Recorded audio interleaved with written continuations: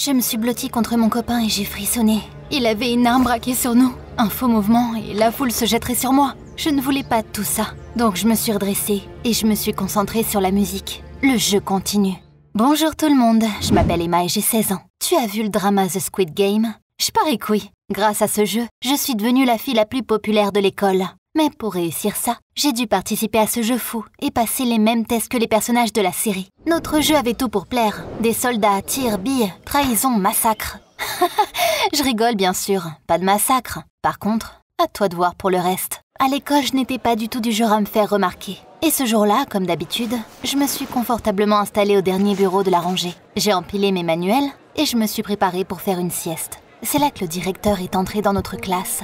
Je n'avais plus sommeil, surtout quand j'ai appris ce qu'il avait à dire. Bonjour à tous, il est temps de choisir le président de l'école. Cette année, nous avons décidé de décliner le format habituel des élections avec des campagnes bruyantes, des slogans et des débats publics. C'est à vous-même de décider qui mériterait d'être le leader d'école, et ça de la manière que vous souhaitez. J'attends de voir le nouveau président de l'école dans mon bureau dans une semaine. J'ai eu l'impression que tout le monde autour de moi était devenu fou. Ils ont commencé à suggérer tout et n'importe quoi. Rap battle, scrutin secret, cours d'obstacles, tirer une paille. Mais aucune proposition ne satisfaisait tout le monde. C'est là que j'ai entendu la voix de ma rivale, c'est-à-dire Stella. Elle a dit « Et si on organisait notre propre Squid Game, avec les mêmes épreuves que dans la série ?» Il y a eu un silence horrible dans la classe. J'ai vu des visages effrayés. Les gens étaient clairement choqués. Le silence a été interrompu par mon copain, Joseph. Tu es sérieuse? Qu'est-ce que tu proposes concrètement? C'est très simple. Ceux qui ne veulent pas participer deviennent gérants et veilleront au respect des règles. Et ceux qui ratent les jeux deviendront servants pour répondre aux demandes de ceux qui sont encore dans le jeu, aussi honteuses et folles qu'elles pourront être.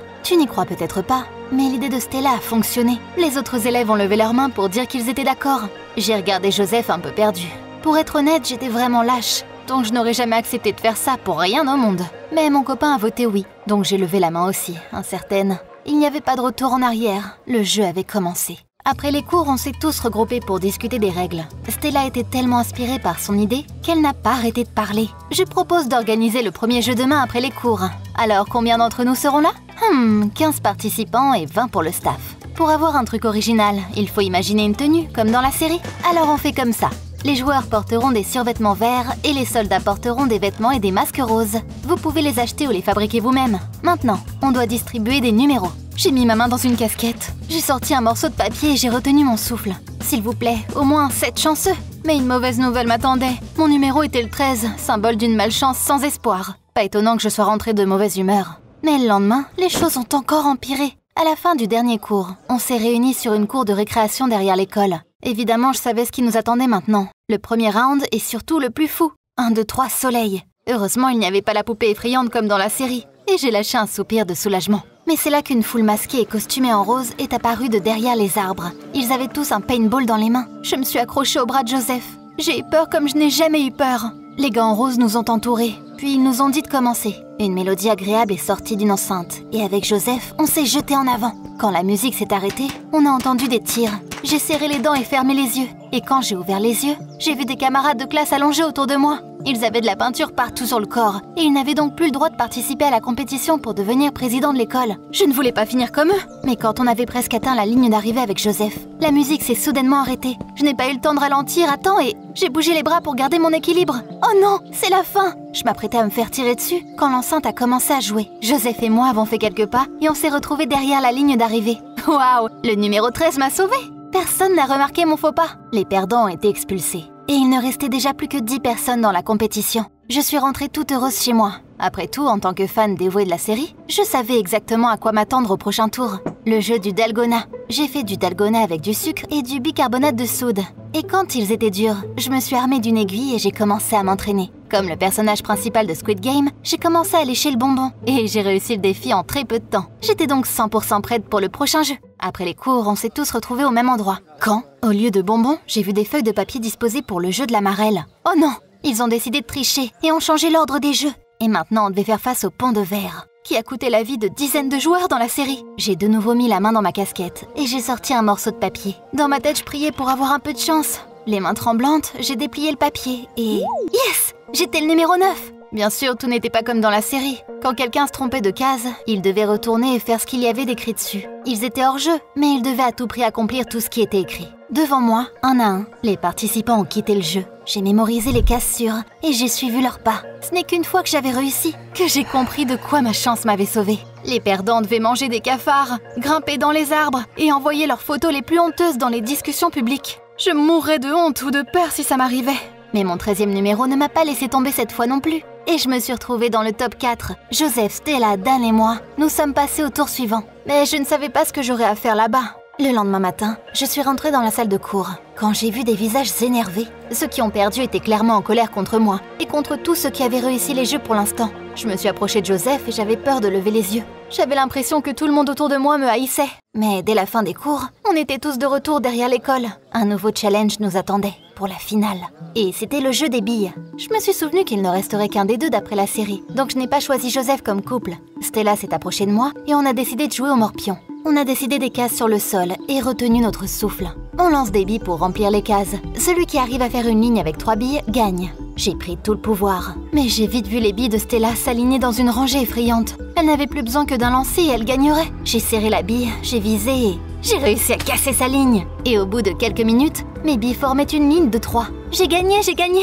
J'avais déjà rassemblé les billes dans un sac quand Stella m'a dit « Ami, je t'ai vu bouger à la première compétition. Donc si tu ne me laisses pas la victoire maintenant, je dirai tout. Ils regarderont la vidéo et tu devras faire tous les gages de tous les perdants des matchs d'avant. » Ma bouche s'est ouverte de surprise, mais je me suis ressaisie et j'ai commencé à courir avec le sac. Je courais en espérant un miracle quand j'ai entendu Stella crier derrière moi. « Ah, ma jambe !» Stella a essayé de courir après moi, mais elle est tombée et s'est fait mal à sa jambe visiblement. Oui, je voulais gagner, mais pas à ce prix-là. Après qu'elle ait été emmenée par une ambulance, les choses sont devenues bizarres et effrayantes. Le gars qui a perdu contre Joseph n'a pas voulu donner son téléphone et il a commencé à se battre. J'avais tellement peur que j'ai couru chez moi, mais ça ne s'est pas amélioré à la maison. J'étais tourmentée par ce que Stella m'avait dit. Par conséquent, moins d'1 heure plus tard, j'ai décidé d'aller la voir à l'hôpital. « Stella, prends mon iPhone. Disons que j'ai perdu. S'il te plaît, n'en parle à personne. Range-le.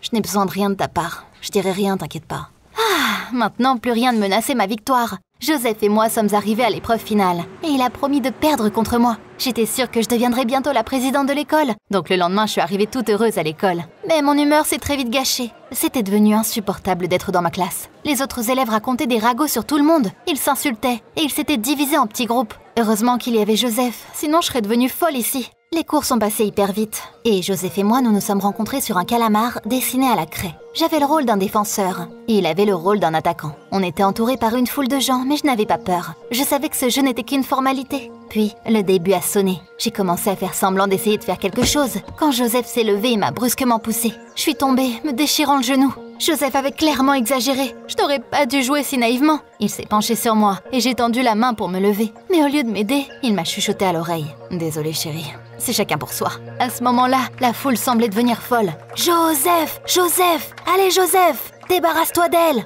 J'étais prête à pleurer, mais je ne voulais pas faire plaisir à mon ex-copain, tiens. Ce jeu est allé trop loin. Je me suis levée, j'ai enlevé mon numéro et je l'ai déchiré en lambeaux. Hé, regardez ce qu'on est devenu. On en est prêt à tout risquer, à se déshonorer, à s'offrir, à trahir les autres. Et tout ça à cause d'un jeu stupide. Donc si je dois sacrifier ma conscience au nom de la victoire, alors je renonce à devenir présidente de l'école. Félicitez donc le champion pour sa méchanceté et sa trahison. Je suis rentrée chez moi et assez curieusement, l'envie de fondre en larmes a disparu. Je me sentais tellement bien. Quand j'ai dit ces mots-là, j'avais l'impression d'avoir enlevé beaucoup de négativité de moi. Et je me suis enfin sentie libre. Après tout, maintenant, je n'ai plus besoin d'avoir peur. Il ne restait plus qu'à réparer ce que le jeu avait fait. Le soir même, j'ai acheté des friandises et j'ai rendu visite à Stella. Et imagine ça un peu, elle était très heureuse de me voir parce que j'étais la seule à m'inquiéter pour sa santé. On a discuté pendant des heures et je suis repartie comme une amie. Quel dommage qu'elle soit dans un lit d'hôpital. Le soutien de Stella m'aurait été très utile. Mais pour l'instant, je devais me débrouiller seule. Le lendemain matin à l'école, j'ai fait genre de ne faire attention à rien quand j'ai été entourée par des étudiants. Je m'apprêtais à me défendre quand il y en a un qui m'a dit « Emma, on s'est parlé et on a décidé qu'on ne voulait pas d'un président sournois comme Joseph. On te choisit toi. Accepte s'il te plaît. » Je n'arrivais pas à y croire. Mon discours d'hier avait vraiment réveillé la conscience des autres. Eh bien, tout ça se finit très imprévisiblement. J'ai longuement réfléchi à l'offre et j'ai accepté. C'est comme ça que je suis devenue présidente de l'école. Et par mon premier décret, j'ai interdit les jeux violents pour qu'ils ne restent qu'à l'écran. Tu te demandes peut-être, qu'est-il arrivé à Joseph? Eh bien, ses parents l'ont emmené dans un autre état et espérons qu'on ne le revoie plus jamais. T'aimes bien quoi comme genre de jeu, toi? Dis-moi tout dans les commentaires en dessous.